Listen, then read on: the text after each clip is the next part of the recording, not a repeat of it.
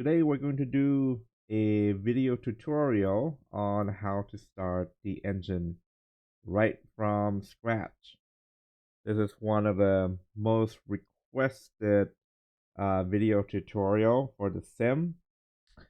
It is about how to start the engine when you have absolutely no boiler pressure and without using any of the quick start. So this procedure is called uh, cold start or cold firing. And just how do you get the engine going when there's no steam for you to use is that you use the air compressor. In the sim, you select it here from the engine submenu, and we can go outside, and there is the air compressor. We follow it. It is hooked up to the correct location on this engine, which is right by the fireman's side. Right there. So if you take this away, it is gone. And let's put it back in.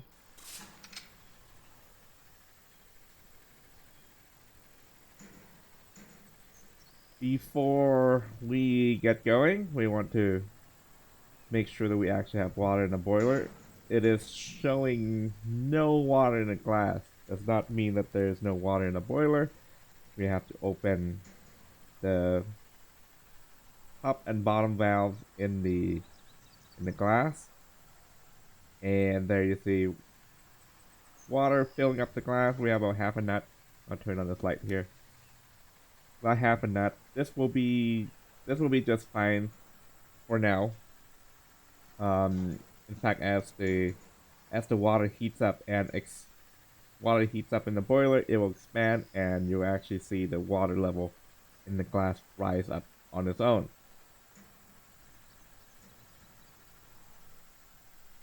Throttle lock is engaged. Johnson bar is centered. Let's open the cylinder drains here with this lever. Pull it back. You may or may not be able to hear the water. There it is. You can actually see the water draining out of the cylinder. That's probably a bit exaggerated how much water it would be in the cylinders, but that is just for effect. So to get the engine fired on compressed air, we have to do a little bit of finagling in the cab to reconfigure the air to the atomizer. Normally, the atomizer, this valve here, atomizer steam control that is, gets the steam from the manifold behind the boiler pressure gauge, which just tap into the top of the boiler here. But the compressed air being downstream of the atomizer steam valve, we will have to reconfigure the air to the atomizer. And this works exactly as it should, because the plumbing is physically correct to the engine. If you notice by the inlet, by the air compressor, there's a valve here. This valve redirects the compressed air to the atomizer control. So in the sim, by default, you can walk around and you can look around. If you right click at any time, it will pop up the cursor. You use this to control exterior valves. So we open up this valve, and then if we go back to the cab and follow the pipes,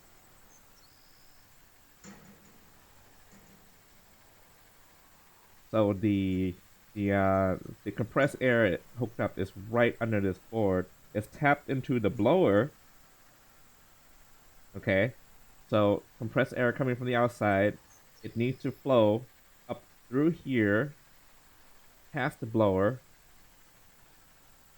into the manifold, and then out again from the manifold into the atomizer control. Which means that for the atomizer to work on compressor, we need to open up the blower valve all the way. Okay, so now the compressed air is up to this point. Or up to this point, actually. Up to this valve, so now we have to open the blower shutoff. This puts the compressed air now into the manifold. And now we're going to take the air from the manifold using the atomizer shutoff. And now we'll get compressed air in the atomizer. So let's open up the door and we should be able to hear it. There it is.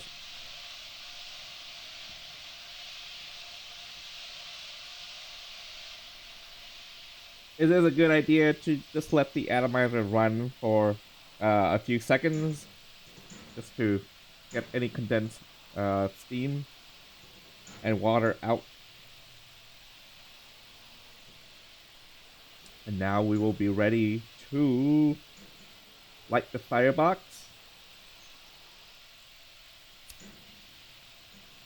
And just crack open the fuel valve a little bit.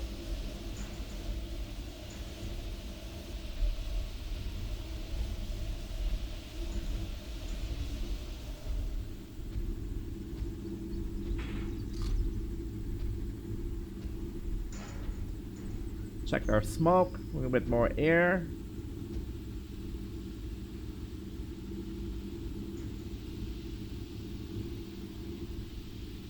That will look good right there.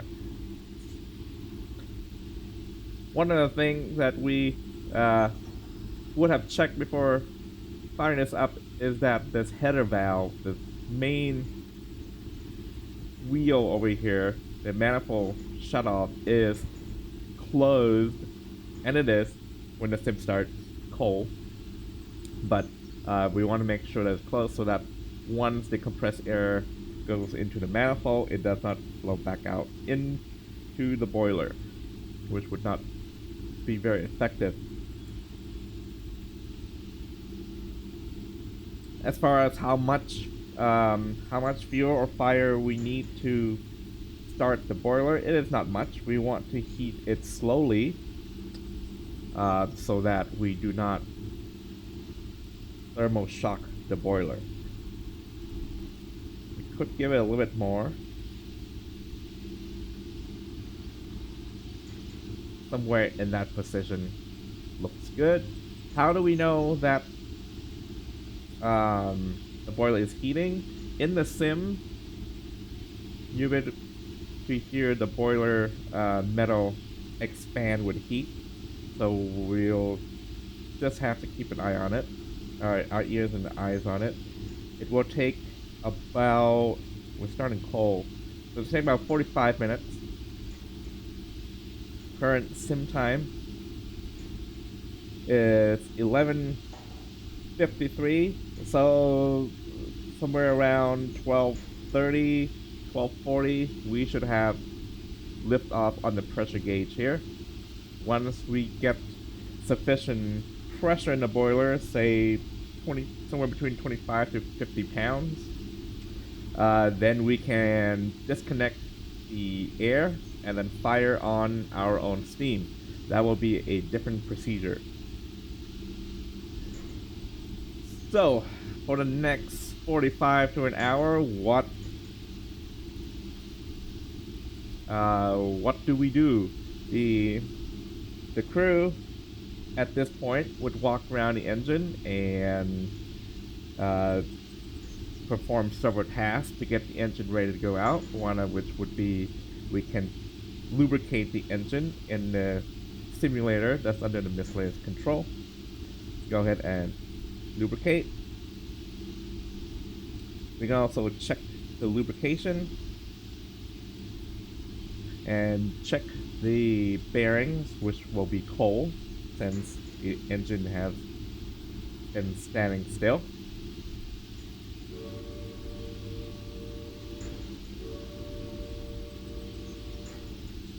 Right. Let's check the water and the fuel.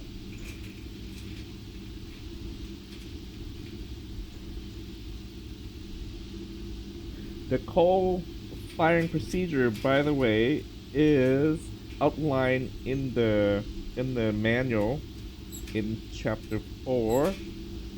Let me take a look at that real quick. It gives you step-by-step instructions on all of these steps. Outlined in 39 easy to follow steps. If you would like to follow along, we are at steps number 13 or so. Between 13 and 14.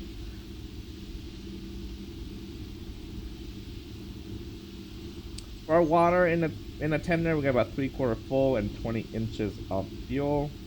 If we want to see what that looks like, it's just we can check show true quantities in tender, which is really not a really correct label here, implying that this is not a true quantity. This is show true volume instead of visual approximation of how much quantity is in the tender. In any case, we might as well refill the water and the fuel while we're here. We will want to open the air tank drain, the air compressor drain.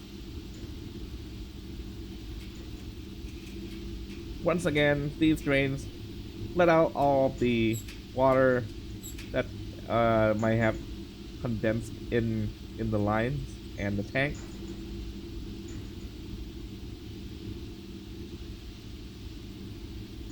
Okay, fuel is filled at 27 inches now, and the water will be full shortly after. Speaking of the air compressor, since we are firing on it, there is a setting here for compressed air hookup quality. This slider adjusts the pressure available in the air compressor, as well as the steadiness. Speaking of which, if you recall, we did set up our fire and air pressure previously, but now we have smoke coming out, and that's because of the drop in the air pressure from the air compressor.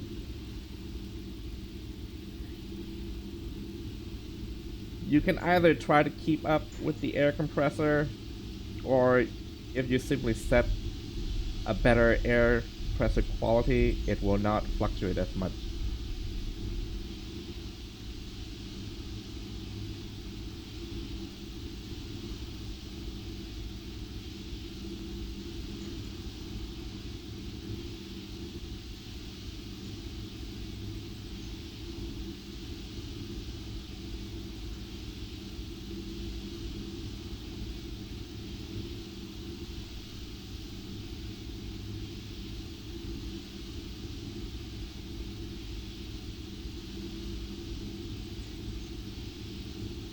Okay, so that is how we fire on compressed air.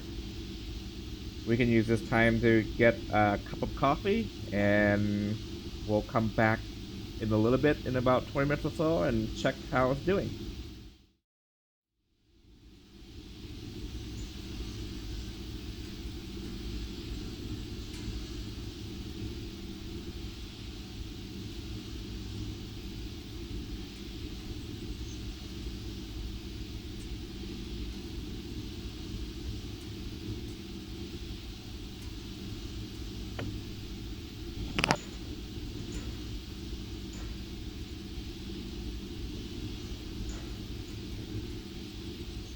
Welcome back. We have liftoff on the boiler gauge. Let's see how long that took. We started at 11:53, so we're just about 50 minutes from cold start to having pressure in the boiler. Now this would be about good time to start thinking about switching over from air to steam. All we have to do is shut off the fire, disconnect the air compressor, and then restart it with steam. So we can do that now.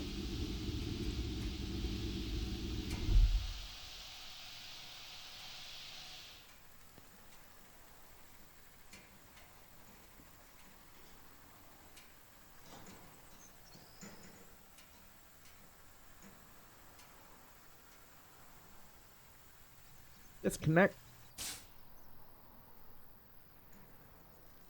Don't forget to walk back outside and close this branch valve.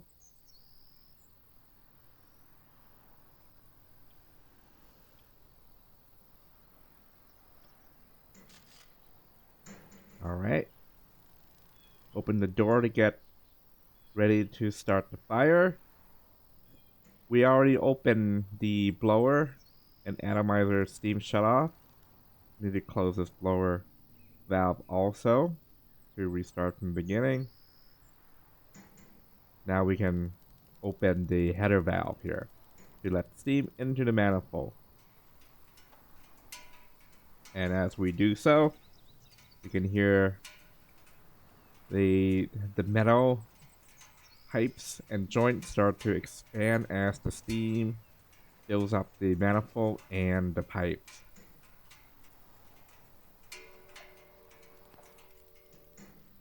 Okay.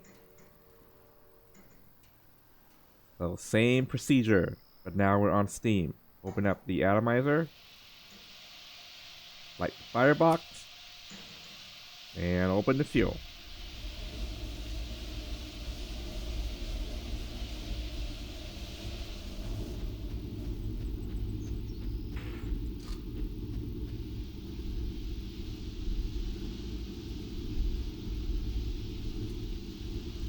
Check our fire. No smoke, clear stack, and check that our boiler pressure is still going to climb. It will take just about a minute to stabilize, and then we can just barely see it start to come up now.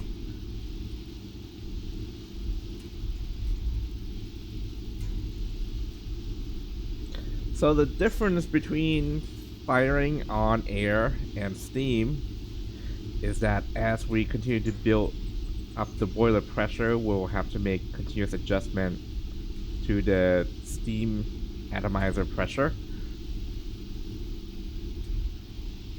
while we also get other aspects of the engine ready to go. Looks like we could use a bit more adjustment to the fire to get the temperature to come up. The color here is pretty low orange glow here.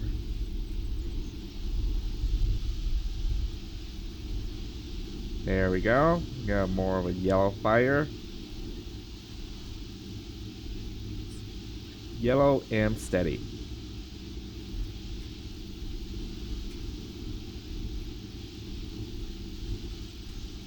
And now the pressure is coming up slowly. Before the break, I said that one of the ways to check that the boiler is actually heating up is to listen to this metal expansion sound. There was also another way that I forgot to mention is in the water glass. So we don't have a water temperature gauge in the boiler to tell us the progress of the water heating in the boiler. But if you remember, we started out with only half a knot of water in the glass, and as it continued to heat, the water level actually rises. So you could use this as a sort of a gauge or indicator of the water heating in the boiler.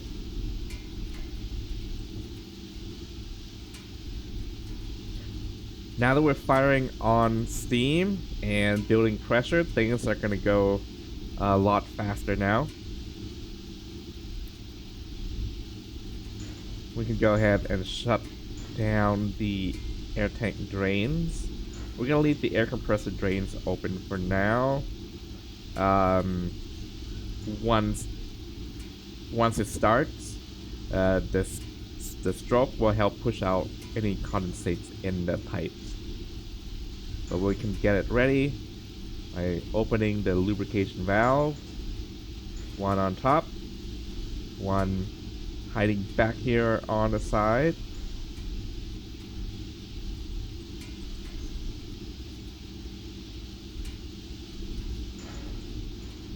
But we won't start the compressor just yet because it will take the pressure away from the boiler while we're still trying to build up the pressure.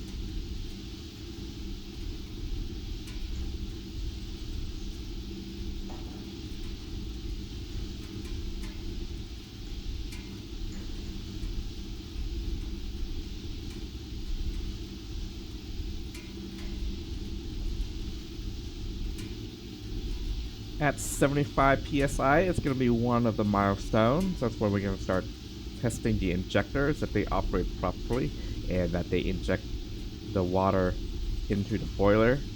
And we'll check both sides.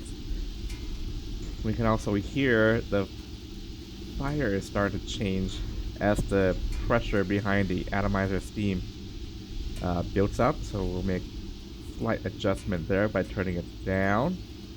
Alright, 75. Let's start with the left injector by opening the water and then the steam.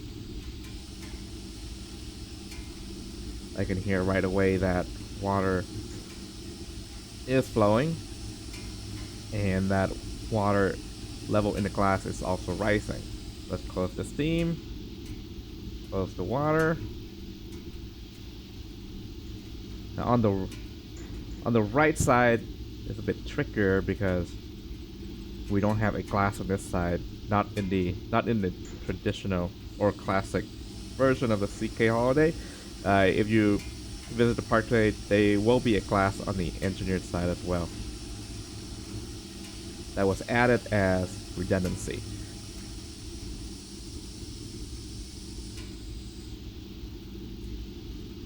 Okay, I should have shut the steam off first on that side, but that is a lesson there. Next, we can also blow out the water glass. So we'll first start by closing the steam, and as we close the steam, you see the water level in the glass start to rise due to vacuum action. Okay, we'll open the valve or that we open the steam, and then the drain valve.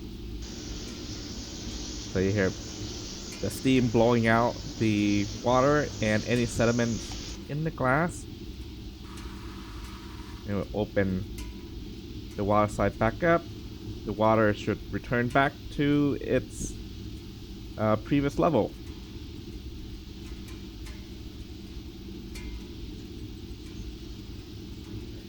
At about just over 100 pounds now in the boiler, we can slowly start the air compressor.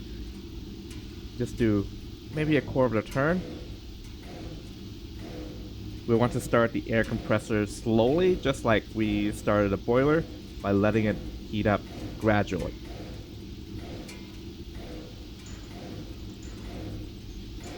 Opening it slowly also keeps some of the pressure in the boiler so that the air compressor doesn't suck out all the pressure at once.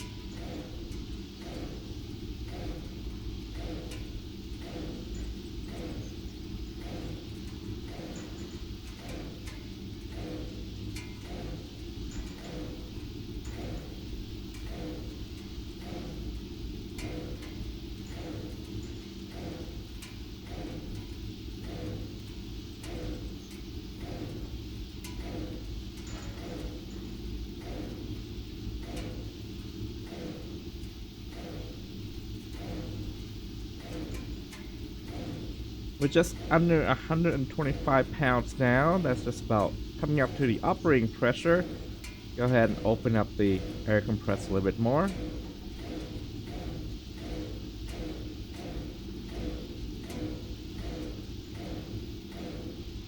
It is now on full power, charging up to, it's going to be about 100 pounds in the air tank on the duplex gauge.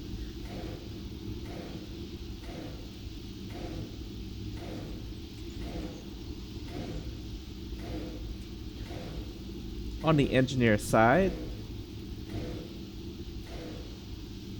once we have some pressure in the air tank, we can test out the air brakes application. The red needle rises properly and drain it. So air brakes works as expected. You can check the tricocks. This was covered in a different video, but basically open them up. See that all the sediment gets cleared out from the drains. Top one is steam. Bottom one is water. You hear a little bit of a sputter there at the start, and that's just from the sediment. Now that it's been clear, once we open it again, you don't hear that anymore.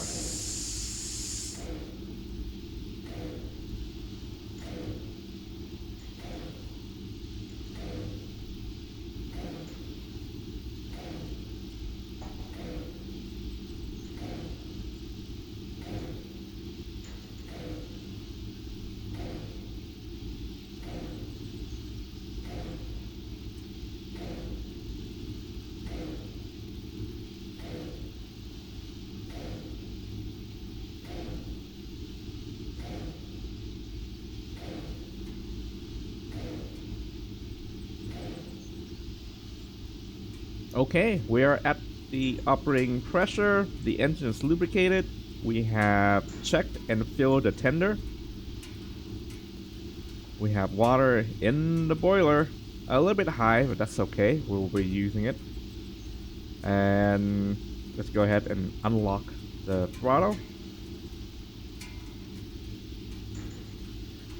At this point, there is also one more step that the real crew would need to do, and that is to blow down the engine. They would disconnect the tender from the rest of the car, pull out to the pad up in front, do a blowdown, and then come back and hook up to the engine again. You could do it that way in the simulator.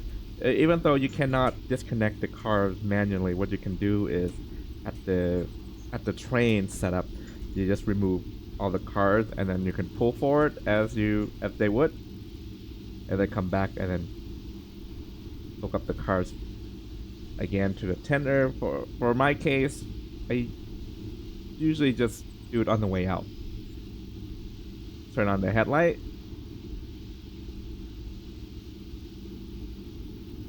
Okay, Johnson bar full forward. 2 signal for coming out. And crack open the throttle. To do the blowdown, it operates on pneumatic valve, which is air. So we need to, and it's operated by this shutoff valve right here, which taps the air from the air brakes. If you follow it, it comes down to, or it comes up to this blowdown handle right here.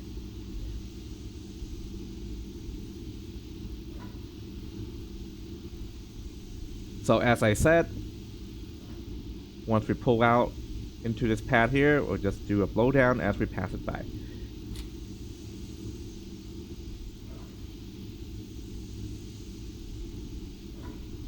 One thing to also watch for is that with the water level this high, we are super careful with our throttle usage. Any sudden movement will draw water into the cylinders. Okay, we're at a clear area. Let's do a blowdown.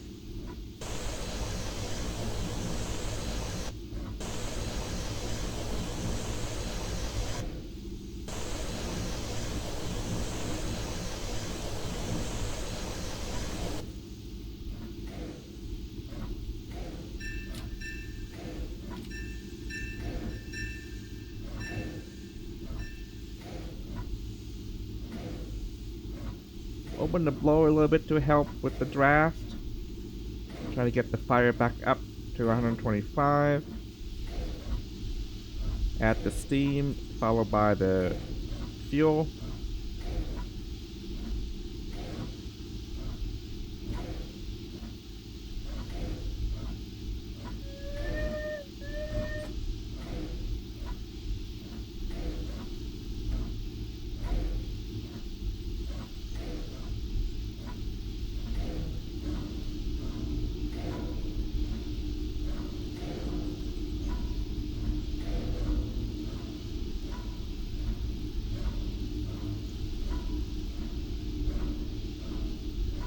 Make sure that we can get our pressure back up for the main line here. Stack still good.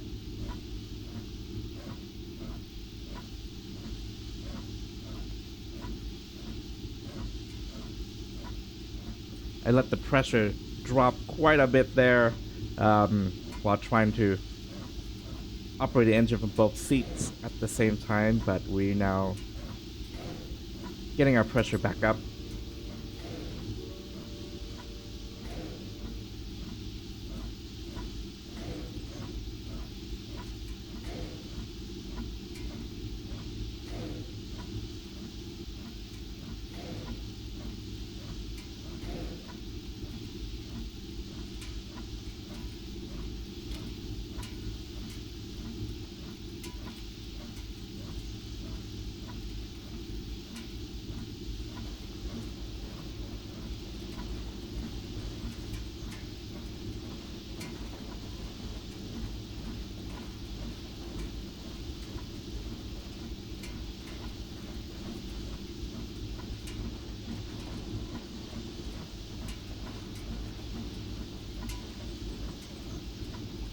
We're gonna shut down the blower now.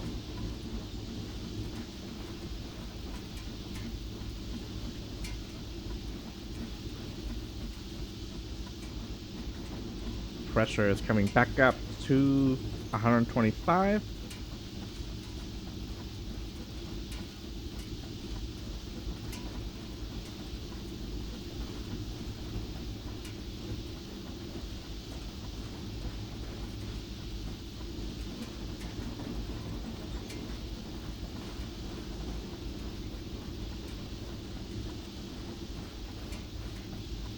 I'm gonna forego doing all the signaling here as I focus on both running and firing the engine, but that's really all about there is to it.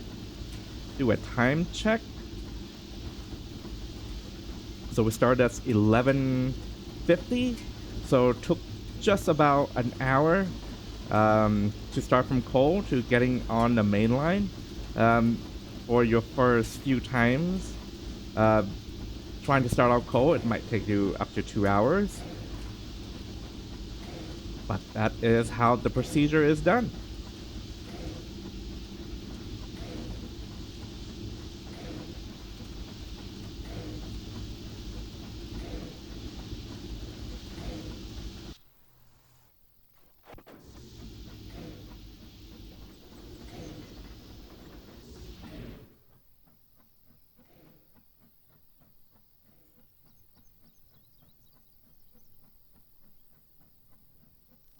Okay.